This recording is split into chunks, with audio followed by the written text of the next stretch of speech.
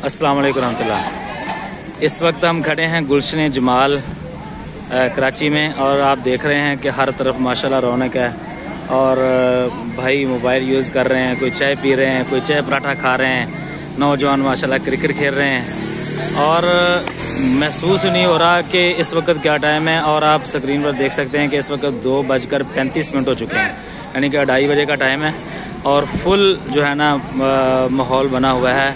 और इसी वजह से कहते हैं कि कराची रोशनियों का शहर है और जिसको इस बात का अंदाज़ा नहीं हो सकता कि कराची रोशनियों का शहर कैसे है तो वो देख सकता है कि माशाल्लाह चाय के और दीगर खाने पीने के होटल्स खुले हुए हैं, पूरा माहौल है।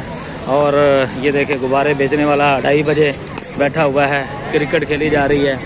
ये है माशाल्लाह कराची का खूबसूरत चेहरा, ये माशाल्लाह नौजवान इस वक्त एंजॉय कर रहे हैं। तो ये है मेरा कराची। अल्लाह के फजल करम से अल्लाह ताला इस शहर की रोशनियों को हमेशा कायम और दायम रखे और इसको दुश्मन के शर से महफूज रखे, इसको सलामत रखे।